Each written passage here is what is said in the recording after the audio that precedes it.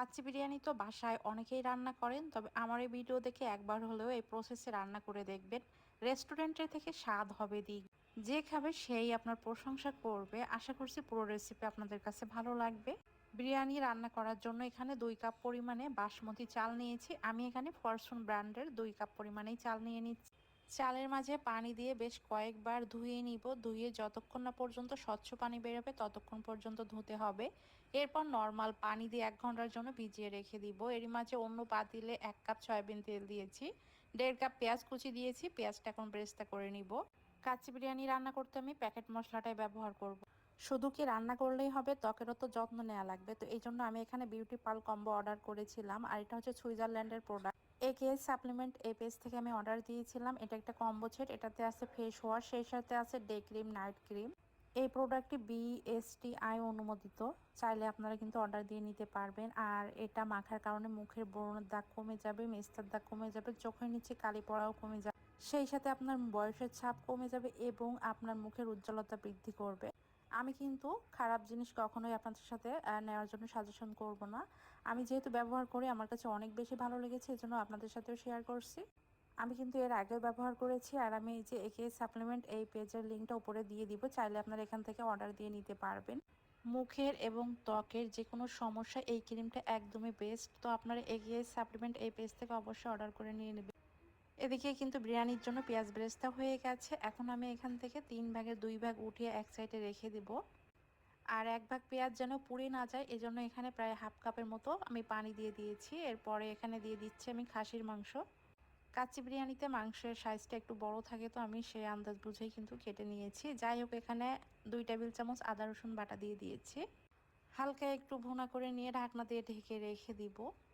আদা রসুনের যে একটা ব্যাড স্মেল থাকে সেটা চলে যাওয়া পর্যন্ত আমি ঢেকে রেখে দিয়েছিলাম। এরপর লবণ দিয়ে দিচ্ছি, শুকনো মরিচের গুঁড়া দিয়ে দিচ্ছি, সামান্য একটু অরেঞ্জ ফুড কালার দিয়ে দিয়েছি, বিরিয়ানির মশলা দিয়ে দিচ্ছি 2 টেবিল চামচ পরিমাণে, তেজপাতা, সেই সাথে গোটা গরম মশলাও দিয়ে দিচ্ছি। দিয়ে এখন মাংসটা ভালো করে কষিয়ে নিচ্ছি। এরপরে এখানে পর্যাপ্ত পরিমাণ পানি দিয়ে দিব। লো আঁচে রেখে মাংসটা এখন আমি রান্না করে নিব। এর মাঝে একটা বাটিতে 3 টেবিল চামচ টক দই, 2 টেবিল চামচ মিষ্টি দই, হাফ চা চামচের মতো চিনি দিয়ে দিচ্ছি। ভালো করে ফেটিয়ে নিব। আর অবশ্যই এই কাচ্চি বিরিয়ানিতে মিষ্টি দই এবং চিনিটা ব্যবহার করার চেষ্টা করবেন। মাংস যখন 60% মতো সিদ্ধ হয়ে যাবে তখনই এই টক দই ব্যবহার করতে হবে। এর আগে দিলে কিন্তু মাংসটা সিদ্ধ হতে চাইবে না। ঢেকে রেখে দিয়েছিলাম, একদমই ঝোলটা কমে গেছে। এখন চুলাটা বন্ধ করে দিয়েছি এবং তেলটা উপরেও ভেসে উঠেছে। মাংসের এই তেলটা আমি একদমই আলাদা করে নিচ্ছি একটা বাটিতে। উপরে যে এক্সট্রা তেলটা ভেসে উঠেছিল সেই তেলের মাঝে 2 টেবিল চামচ ঘি, কেওড়া জল এবং গোলাপ জল দিয়ে দিচ্ছি হাফ চা চামচ করে। ভালো করে মিশিয়ে এক সাইডে রেখে দিব। অন্য একটা বাটিতে কিশমিশ 2 টেবিল চামচ আর 2 টেবিল চামচ করে পেস্তা বাদাম, সেই সাথে কাঠবাদাম, 1/3 কাপ পরিমাণে গুঁড়ো দুধ এবং পেঁয়াজ বেরেস্তা দিয়ে ভালো করে মেখে এক সাইডে রেখে দিব। হাতের কাছে যে বাদাম থাকবে সেটা দিয়ে করলেও হবে। এবং এখানে আলু নিয়েছি, আলুটা আমি লবণ এবং একটু অরেঞ্জ ফুড কালার দিয়ে মেখে তেলে ভেজে নিচ্ছি। হালকা ভাজার পরে এগুলো উঠিয়ে নিচ্ছি। এই কাজগুলো করার পরে এখানে আমি চালটা সিদ্ধ করে নিব, এর জন্য পর্যাপ্ত পরিমাণে পানি দিয়ে দিচ্ছি। বিরিয়ানির প্যাকেটে 2টা মশলা ছিল, সেখান থেকে 1 প্যাকেট মশলা এখানে দিয়ে দিয়েছি এবং লবণ দিয়ে দিয়েছি পর্যাপ্ত পরিমাণে বা পরিমাণ মতো। পানিতে বলক উঠে গেলে পানি ঝরিয়ে নিয়ে চালগুলো দিয়ে দিয়েছি আর 1 চা চামচ তেল দিয়েছি। বিরিয়ানির এই চাল 60% সিদ্ধ হয়ে গেলে নামিয়ে নিতে হবে। এদিক থেকে মাংসের হাঁড়িতে আমি আলু দিয়ে দিচ্ছি, আলু বোখরা দিয়ে দিচ্ছি 7-8 পিসের মতো, এবং এখানে বিরিয়ানির মশলা দিয়ে দিচ্ছি 1 চা চামচ পরিমাণে, সেই সাথে বাদাম মিক্সের মশলাটাও দিয়ে দিলাম। চালটা সিদ্ধ করার পরে সেখান থেকে 2 ভাগ ভাত এখানে দিয়ে দিচ্ছি। ভালো করে 4 সাইডে ছড়িয়ে দিয়েছি। আবারও একটু বিরিয়ানির মশলা দিয়ে দিচ্ছি।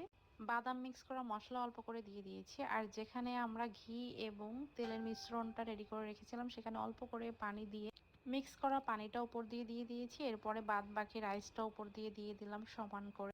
সামান্য যে তেল পানির মিশ্রণটা ছিল এবং ঘি মিক্স করা সেটা দিয়ে দিয়েছি। বাদাম মিক্স করা গুঁড়ো দুধের উপকরণটা দিয়ে দিয়েছি। লাস্ট উপর দিয়ে আমি এখানে পেঁয়াজ বেরেস্তা দিয়ে দিয়েছি এবং একটুখানি অরেঞ্জ ফুড কালার দিয়ে দিচ্ছি। এটা দিলে বিরিয়ানিটা খুব সুন্দর একটা কালার আসবে।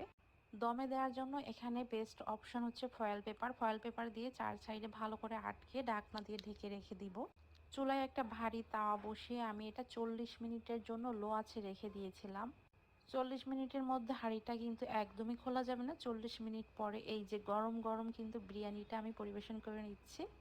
কি আর দেখে মনে হচ্ছে না এটা কোনো রেস্টুরেন্টের কাচ্চি বিরিয়ানি? এটা কিন্তু বাসায় বানানো। এই প্রসেসে বাসায় বানিয়ে দেখবেন, সবাই খেয়ে আপনার প্রশংসা করতে বাধ্য হবে।